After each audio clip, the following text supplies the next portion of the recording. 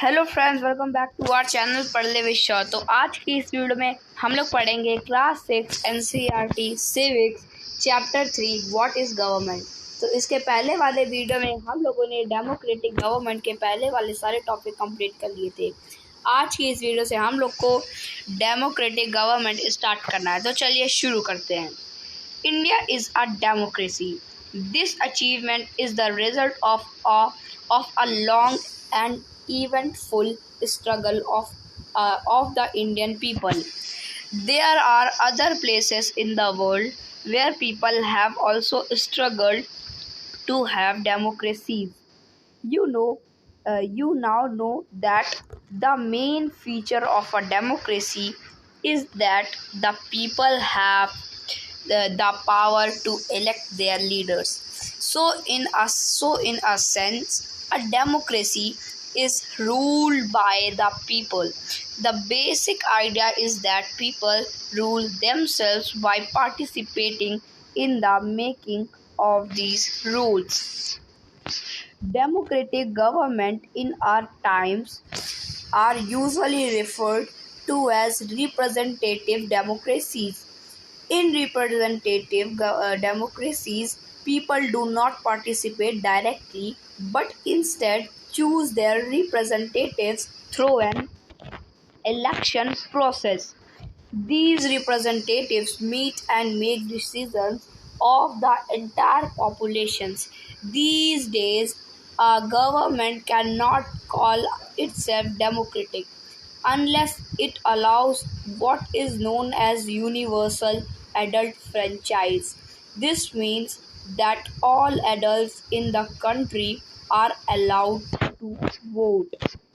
तो यहाँ पर क्या है कि जो डेमोक्रेसी है वो क्या, इंडिया एक डेमोक्रेसी कंट्री। डेमोक्रेसी क्या है हम लोगों ने समझ रखा पिछली वीडियोस में।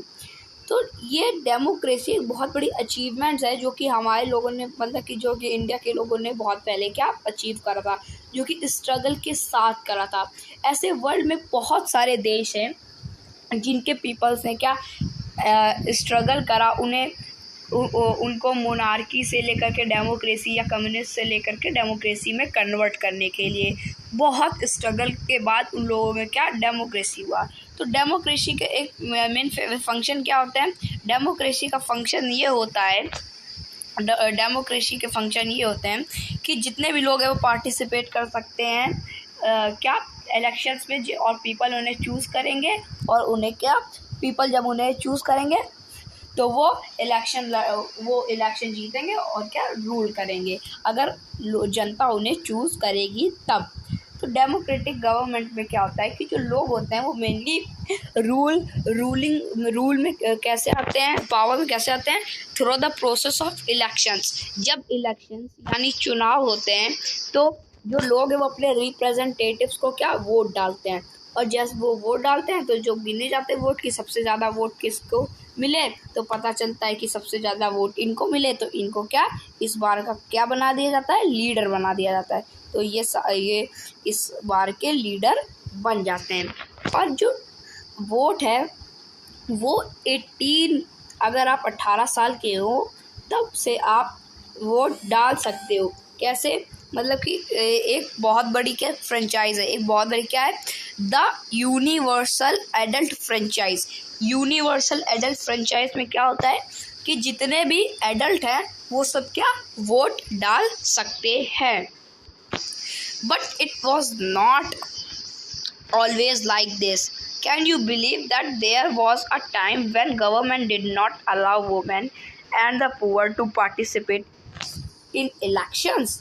In their earliest form, government allowed only men who owned property and were educated to vote.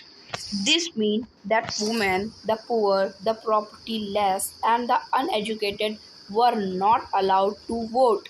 The country was governed by the rules and regulations at these few men made. यानी कि जैसा कि हम लोगों ने अभी क्या समझा, यूनिवर्सल एडल्ट फ्रेंचाइज, तो उस पर क्या है, सारे एडल्ट को क्या वोट डालने के अधिकार है। लेकिन पहले के टाइम में ऐसा नहीं होता था कि सारे एडल्ट वोट डाल सकें। पहले के टाइम में गरीब, अनएजुकेटेड यानी जो पढ़े लिखे नहीं हैं, पुअर यानी गरीब, औरतें और ये सब क्या वोट नहीं डाल सकते। इलेक्शन में कौन पार्टिसिपेट यानी वोट कौन कौन डाल सकते हैं?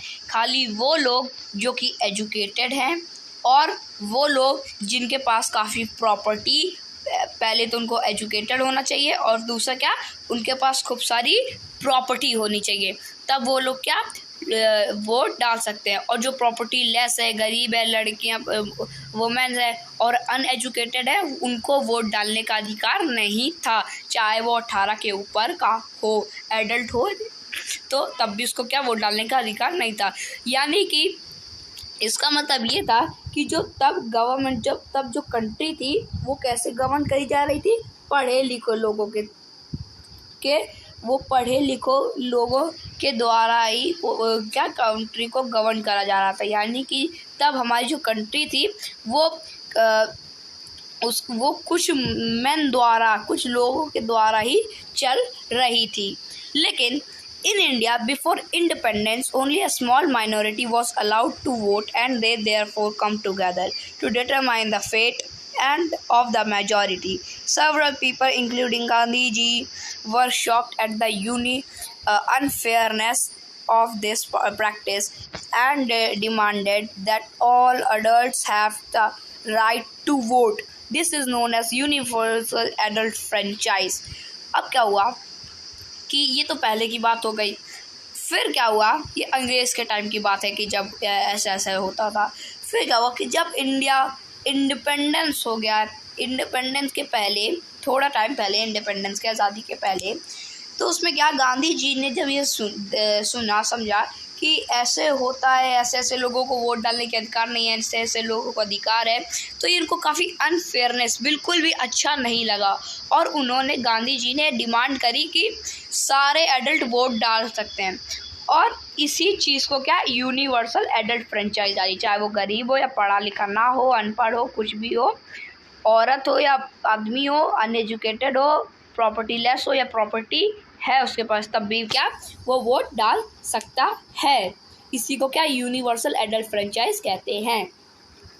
Writing in a journal young India in 1931, Gandhi ji said, "I cannot possibly bear the idea that a man who has got wealth should have the vote, but that man who has got character but no wealth or literacy should have no vote, or that a man who works honestly by the sweat of his brow day in and day out should not have the vote for the crime of being a poor man." तो यहाँ पे क्या है कि जब writing हो रही थी यंग इंडिया की 1931 में, तो गांधी जी ने कहा ये पॉसिबल नहीं है कि वो किसी ऐसे मैन को, वो कोई ऐसा नहीं है कि खाली ये आदमी वोट दे सकता है, ये वोट नहीं दे सकता, खाली वेल्दी और लिटरेसी लोग ही वोट दे सकते हैं या इलिटरेट और नॉन वेल्दी लोग और पुअर लोग और प्रॉपर्टी लेस लोग भी वोट दे सकते हैं। तो इसी के साथ जो हमारा चैप्टर था व्हाट इज़ गवर्नमेंट, ये तो ख़त्म हो चुका है। अब जो इसकी एक्सरसाइज है वो हम लोग करेंगे नेक्स्ट वीडियो में। आज की इस वीडियो में इतना ही, मिलेंगे नेक्स्ट वीडियो में, तब तक के लिए थैंक यू वेरी मच।